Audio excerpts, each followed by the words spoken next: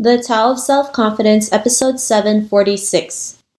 Welcome to the Tao of Self-Confidence, where I share stories of amazing women who have discovered their inner journey to self-confidence.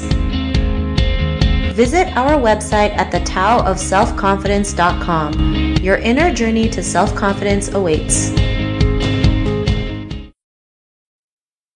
Well, hello friend. Welcome to the Tao of Self-Confidence, where I share stories of amazing women who have discovered their inner journey to self-confidence. I'm your host today, Sheena Yap Chan, and today I have a phenomenal lady on the show today. She's an anti-bias educator, and I'm really excited to have her on and share her story with us today on self-confidence. So without further ado, I'm going to introduce you to Liz Kleinrock. Liz, how are you today? Maybe you can fill in a little bit more by yourself to the listeners.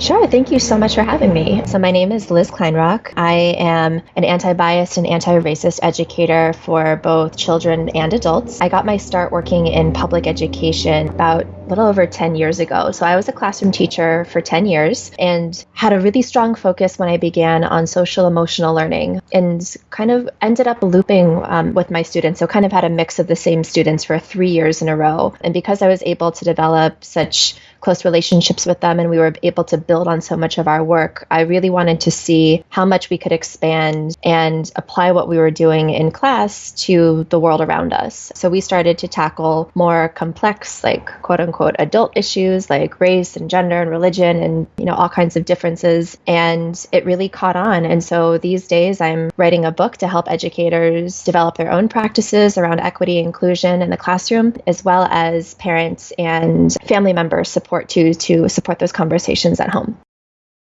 Thanks for sharing that. And I think that's great what you're doing. A lot of schools now don't really teach about that kind of stuff. And it's, I think, really necessary, especially when, because we go to school so that we could be ready for the world. And, when we still have outdated techniques, how can we be ready for that, right? So I'm really glad you're able to do that. And Liz, what's your cultural background?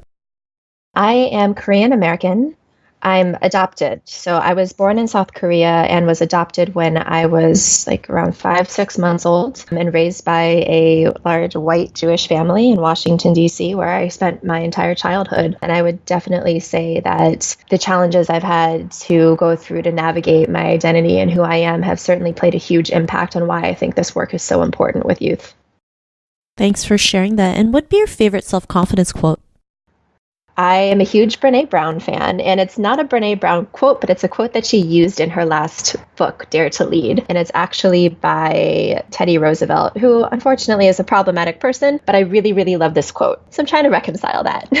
Okay, so the quote is, "It is not the critic who counts, not the man who points out how the strong man stumbles or where the doer of deeds could have done them better. The credit belongs to the man who is actually in the arena, whose face is marred by dust and sweat and blood, who strives valiantly, who errs, who comes short again and again, because there is no effort without error and shortcoming, but who does eventually strive to do the deeds, who knows great enthusiasms, the great devotions, who spends himself in a worthy cause, who at the best knows in the end the triumph of high achievement, and who at the worst, if he fails, at least fails while daring greatly, so that his place shall never be with those cold and timid souls who neither know victory nor defeat." Thanks for sharing that great quote. And in your own words, how do you define self-confidence?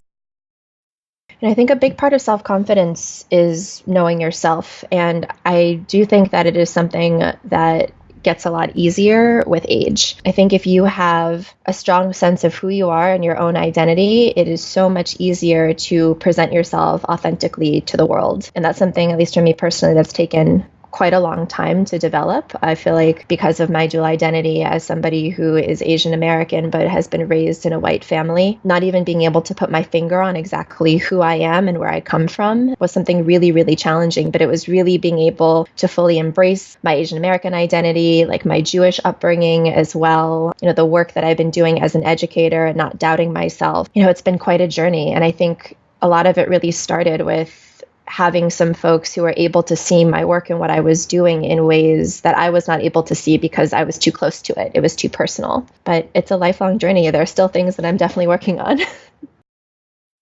Thanks for sharing that great definition. And Liz, what was your life like before your discovery of self-confidence? I think I had a lot of very loud inner critic voices going on in my head at the same time. I think before I could really consider myself to be self-confident, a lot of the decisions I made were for other people. And I think as a teacher, you spend so much of your time giving to your students, giving to your school, giving to your community. You don't spend as much time, cultivating a space for yourself, to be yourself, to decompress and things like that. So I think it was really a journey in trying to shift and transition from seeing who I was and the work that I was doing for the benefit of other people, but also seeing how it was replenishing and energizing myself too. Thanks for sharing that. And I think, a lot of us go through that, especially as Asian women, where our inner critic is always like the loudest, and it's not always the good voice. We always feel like we're our own worst enemy, and we just always think the worst of everything, not realizing that really hurts us and really brings our confidence down. And the more we're kinder to ourselves, the better we can be and go out there and do the things that we want. And what was that point in your life when you realized you can go out there and be that person today? What was that aha moment? I mean, to be honest, I don't think it was even until I'm 32 right now, until maybe like 3 or 4 years ago, I felt that I had really hit a stride in my teaching practice, gotten to a place where I was able to do more things in the spur of the moment. I wasn't having to spend like hours and hours planning and thinking about every single thing that I was going to say the next day. I didn't have to like script out conversations that I was going to have with students. Everything just flowed more organically. It was really when a lot of my students started to come back to my classroom, students who had graduated from my classroom. And I think when you're a teacher, it's very unusual to have that opportunity to see the impact of the work that you're doing with kids, because at the end of the school year, like, you might never see your student again. They might not come back and visit you. They might move, they might transfer to a new school. But being able to see the impact that a lot of the work we were focusing on in terms of like race and difference and justice, and the type of impact that it had on them, what they were taking out into the world and how they were engaging at their new classes or new schools or, in their immediate communities, I think that really spoke for itself. And that really definitely validated the work that I was doing.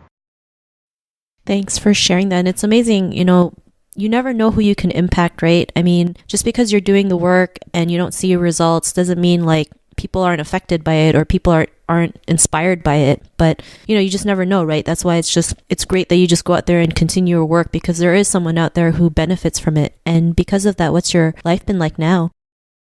It's been really good. It's been really empowering, and something that I've also realized in the past few years as I've gained like more success in this field and more recognition is just that the more empowered I feel, the more I want to bring as many people as I can with me. I think power hoarding is something that is so ugly, but unfortunately that so many people in this world do once they achieve a certain status. But all I want to do is be able to like uplift and elevate other educators, other parents, other activists, people who are doing this work but might not have the same access or platforms that I do. Awesome. Well, thanks for sharing that. And, to the woman who's listening to your episode, she may be in her own journey to self-confidence. What would be that one tip you would give to her?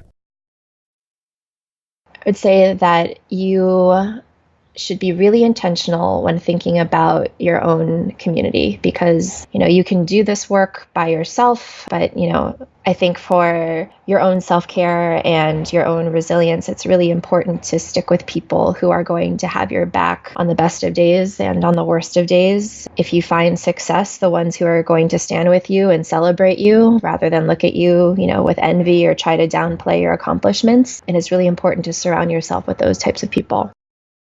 Thanks for sharing that great tip. And if our listeners wanted to get to know a little bit more about you and what you do and check out some of your work, is there any links or social media profiles we can connect with? Sure. I am the most active by far on Instagram. My handle is @teachandtransform. I also have a website, teachandtransform.org. If you're interested in learning more about like anti-bias or anti-racism work, I have some samples of work that I do with students and adults, as well as like a recommended reading list for people who want to start their own educational journey there. Thanks for sharing that. And to our listeners, if you want to connect with Liz, you can also head on over to thetaoofselfconfidence.com and search for Liz's name. Her show notes will pop up along with everything else that we talked about. And I really just want to thank Liz today for taking the time to share her story and tips with us on self-confidence. So thank you so much, Liz. Thank you so much. I really appreciate being here. Not a problem. It was really great having you on the show. And to our listeners, be on the lookout for another new episode of another amazing woman's journey to self-confidence. And we'll talk to you soon. Bye for now. Thank you for tuning in to another amazing episode of the Tao of Self-Confidence. Get your free self-talk tape for building self-confidence by visiting our website at thetaoofselfconfidence.com. Your inner journey to self-confidence awaits.